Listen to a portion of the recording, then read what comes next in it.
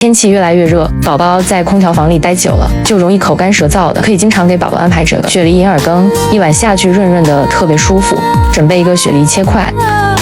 全部放入炖锅中，银耳和水的比例是1:100，加2包银耳伴侣更香甜。银耳富含丰富的膳食纤维，这款出胶特别快。配料表只有有机银耳，双有机认证的，富含多种氨基酸，免洗免泡很方便，还送高颜值焖烧杯，还有银耳伴侣。加入适量清水，盖上盖子，营养汤模式1个小时，时间到就可以出锅了，香甜软糯，大人小孩都爱喝。